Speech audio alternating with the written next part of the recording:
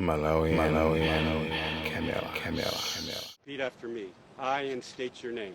I, Michael Elliott Langley, Do solemnly swear do solemnly swear that I will support and defend that I will support and defend the Constitution Elliot Langley amene ndithu ndi wakuda waku America, munthu wakuda waku America oyamba kupatsidwa udindo ukulu wa general after zaka 256 chifukwa pa position imene ali yeyu ndi position yaikulu kwambiri ku army nde ali ndi udindo wa general makamaka ku sekta yoyang'anira ku maubale komanso zochitika ku Africa. Iyeyu ndi waku America, nzika ya ku America, munthu wankulu ameneyu. Ndiyeno pali statement imene watulutsa. Statement yake akuti ku Burkina Faso kuli munthu amene dzina lake ndi Ibrahim Traore. Ndiyeno munthu ameneyu anthu akumutamandira, komano munthu ameneyu akupanga misuse ma minerals akumenekoko sakugwisa ntchito bwino yayi. Iyeyu watenga koma kugwisa ntchito yekha, kumafuna kudzilemeretsa yekha pamene actually zabodza. Komanso akuti China, Russia, maiko ena akukhala ngati kuti akukhala ndi power komanso influence ku Burkina Faso. Isilake iwowa akuataya uko pamene akutenga anthu ena. Ndi zimenezozo akuti Ibrahim Traore akuyenera kumangidwa ndi ICC, International Criminal Court, ati amumange ucheni Traoreyo pamene anakandika kumanga Netanyahu uja.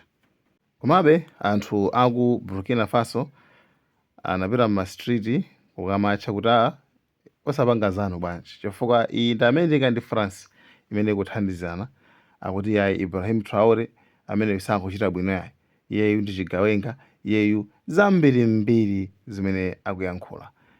Nangasi akusowa mpata utengera zimene amatenga poyambirira. Anyway, nkhani yoyamba ndimeneyo.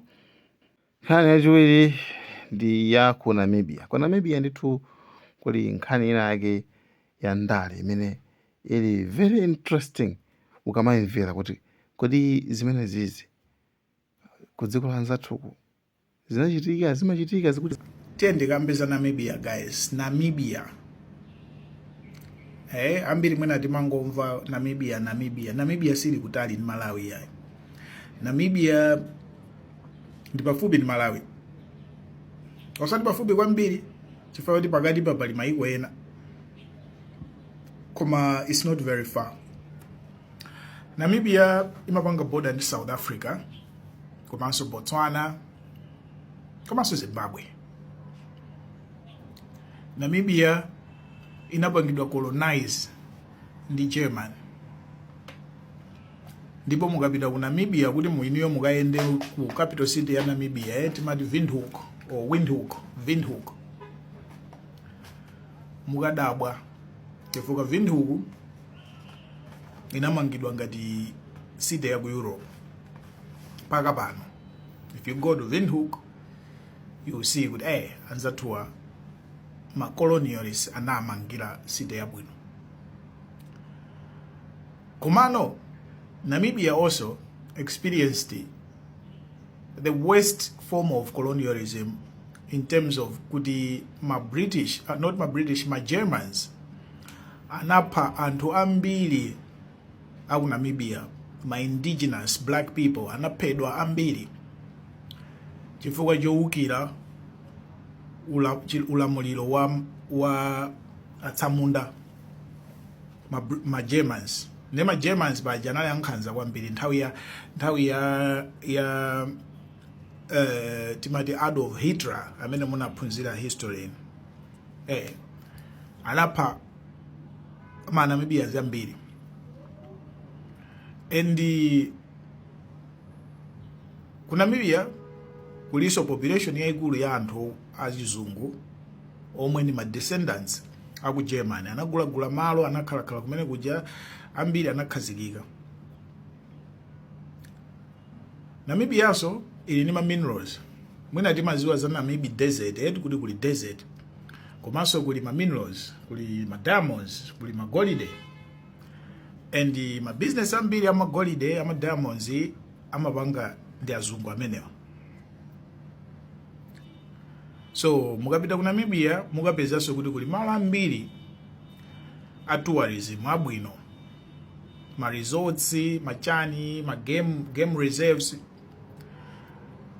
Tourism yambiri imapangidwa so control ndi azungu amenewa.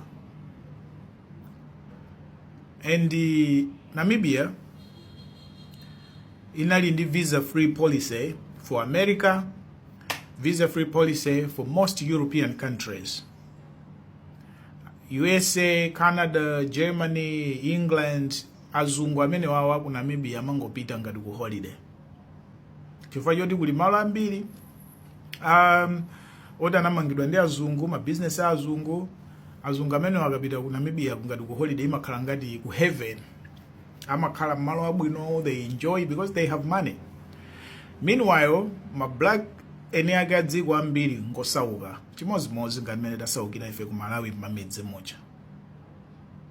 Right? Komano malo ambiri abwino a business, ndalama zambiri zili m'manja mwa azungu ku Namibia kumeko. Ndakamba kale zoti ma Germans anapha anthu Namibia. Of course boma la Namibia lakhala likupanga demand chipepeso chochokera ku dziko la Germany. And dziko la Germany laperekapo ndalama zopepesa pa zomwe anachita kupha anthu. Ngakhalebe anthu ena amanena be kuti sizokwanira ya. Koma zakhala zikupangidwa demand zimenezo. Yeah, ndiye tsogoleri wa Namibia tonse tinadziwa kunapita president athu anamwalira. Tsogoleri amene anakhala president kwa nthawi yayitali ku Namibia anamwalira. Ndipo kunachitika chisankho pakatipa kwapezeka kuti zimayi veteran pandale anasankhidwa kukhala president. So president wa nyuwani kumeneko ndi zimayi. Vice wakenso anasankhanso zimayi. Ambiri munaona news zimenezo zoti ku Namibia kwasankhidwa zimayi president. Osati zimayi ongolowera kuti kulowa kufa kuti president wafa. Ya kusankhidwa pa chisankho anthu kuvotera zimayi ameneyo. Siza ku Tanzania kapena za ku Malawi yayo. Anyway, ndezi zimayi ameneyi ndi no nonsense. Zimayi ameneyi ndovuta kwambiri maganizo.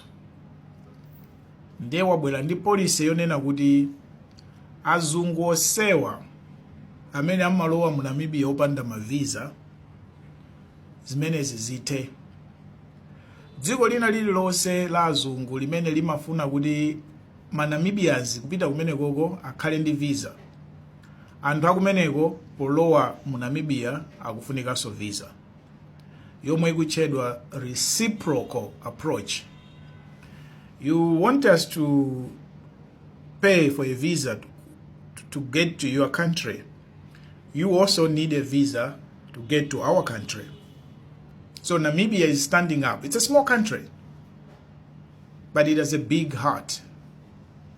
It's standing up. It's not the first to do this, but it's the first in our region to stand up to these Westerners, these colonialists, these imperialists. This is happening. This is a big moment for Africa. Ndimanena kuti ambiri timalimbana ndi kumangolankhula zinthu za maiko ena ake kuli maiko oti akupanga zinthu.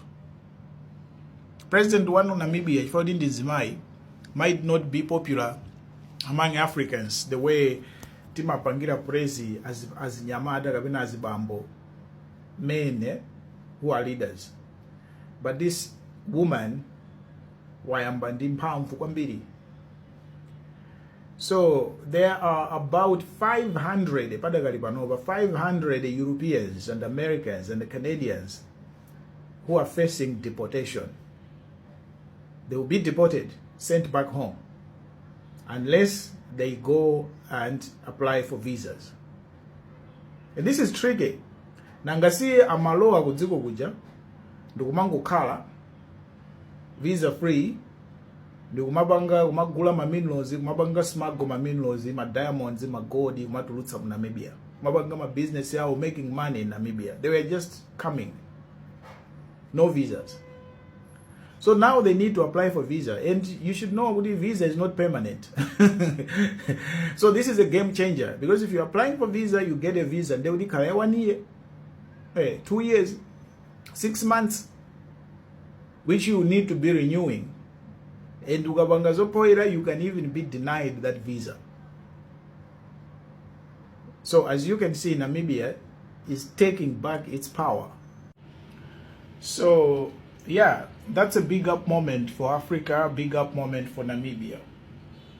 Boom, boom, boom. Let's support these people, man. Malawi, Camera.